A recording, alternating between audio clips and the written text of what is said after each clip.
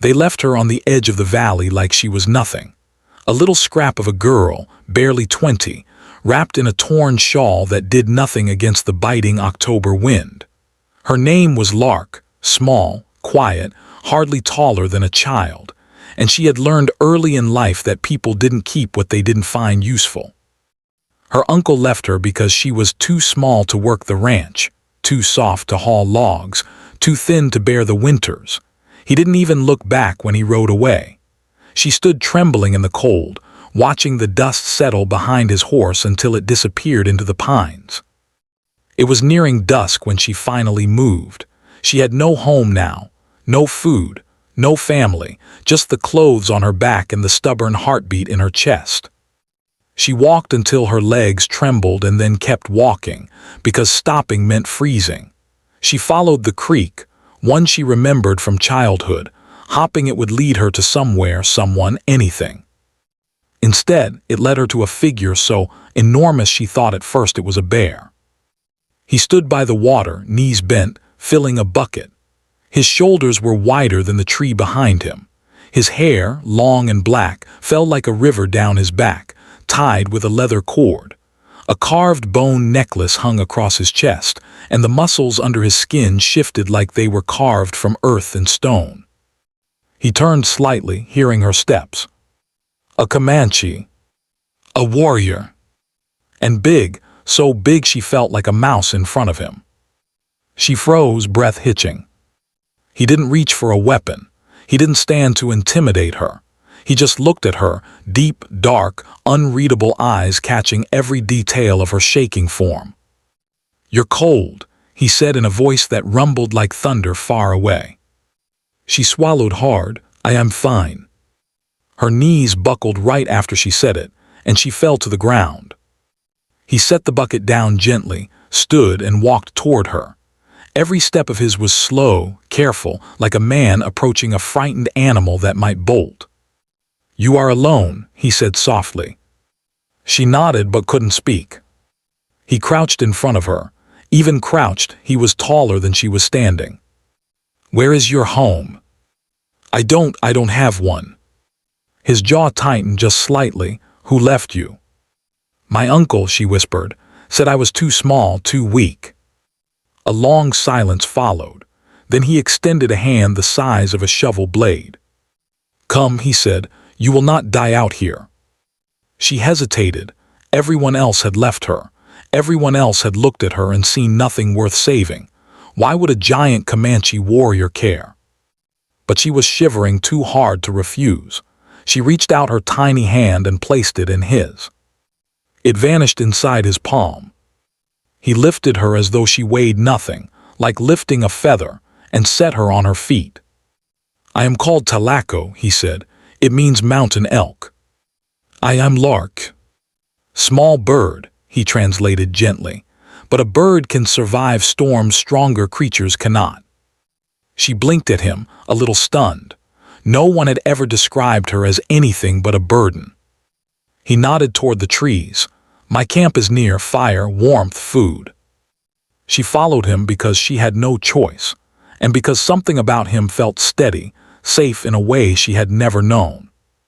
They reached a small Comanche hide tent, tucked between two great rocks that shielded it from the wind. Smoke drifted from the top. Talaco ducked inside first, then held the flap open for her. Inside was warmth, blankets, a fire, a smell of cooked deer. "Sit," he said. She lowered herself near the fire, rubbing her hands together. He handed her a wooden bowl filled with stew. She ate too fast, almost choking. Slowly his massive hand reached over and steadied the bowl. "Eat slow, little bird, or your stomach will punish you." She nodded, cheeks flushing. After she finished, he handed her a thick buffalo hide. "Sleep. Tomorrow we talk." She slept deeper than she had in years. When she woke, he was already outside, chopping logs. His movements were powerful and precise. Each swing sent a log splitting clean in half. She watched him through the tent flap, her breath catching, not in fear, but in awe. He noticed her watching and paused. "You are awake," he said. She stepped out, I didn't mean to stare. It is good, he replied. A man works better when someone sees. She blushed. That day, Talaco asked her nothing she wasn't ready to tell. He taught her how to gather wood, how to find edible roots, how to mend a tear in the tent. She learned quickly, not because she had strength, but because she had always tried her best, something no one had ever valued. He valued it. One evening, as they shared roasted rabbit, she finally asked the question that had been burning in her chest. Why are you helping me? He looked into the fire for a long moment. When I was young, I was small, mocked, left behind. My father said I would never be warrior enough. She stared at him in disbelief. You, she whispered, but you're. He smiled faintly. Growth came later, but I remember what it feels like to be judged before given a chance. Lark's throat tightened. No one had ever understood her like that. For the next days they lived side by side. She cooked while he hunted. He taught her how to defend herself with a stick. She taught him how to sew small stitches. He built tools. She organized the camp. Slowly, naturally, like two pieces that fit together. But one night a storm came, fierce, violent, ripping through the valley.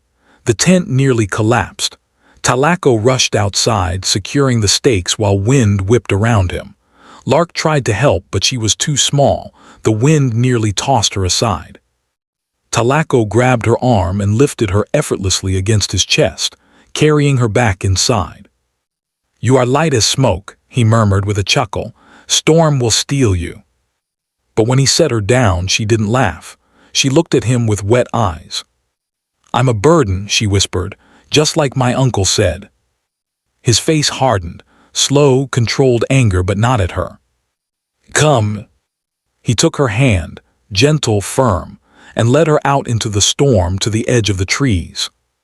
Look, he said. He pointed toward a large clearing. That, he declared, will be your cabin.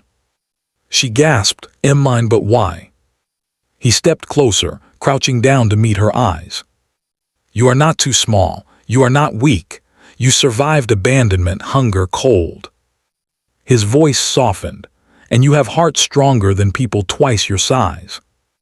Tears spilled down her cheeks. It is enough, he said firmly. You are enough. The next morning, before the sun rose, he began. He chopped logs, carried timber, set posts as thick as tree trunks. Every strike of his hammer echoed through the valley.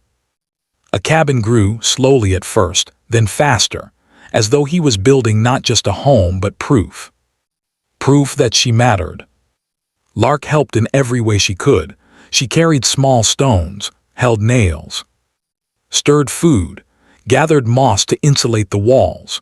She ran around him like a little sparrow building a nest, determined, tireless.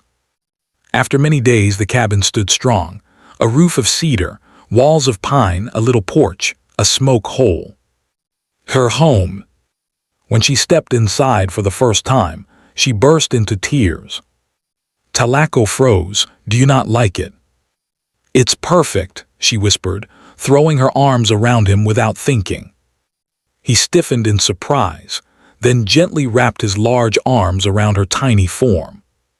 You deserve a place where no one will leave you, he said. Lark stayed pressed against his chest, listening to his steady heartbeat. Will you leave? She asked softly. No, he replied without hesitation, not unless you send me away. She shook her head fiercely. Never. He smiled, tipping her chin up with one large finger. Then I stay. From that day Lark was not alone. The valley was no longer silent. She sang as she cooked. Talaco laughed as he carved. They shared meals, stories, warmth. She fixed his clothes, he wove her baskets. She braided his long hair, he built her shelves. The little bird and the giant Comanche, two souls abandoned by the world, built a life together where no one could throw them away again.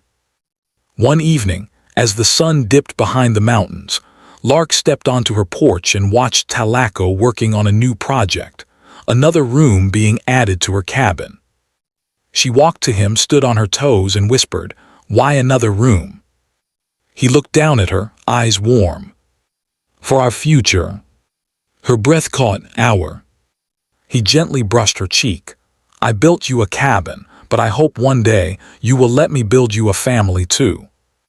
She blushed, hiding her face against his chest. I want that, she whispered. And Talaco smiled the softest smile he had ever worn. The giant who was once abandoned became her shelter. The girl who was once thrown away became his heart. And in the quiet valley where the world forgot them, they built a life stronger than the cabin's walls. A life of two souls who finally found where they belonged.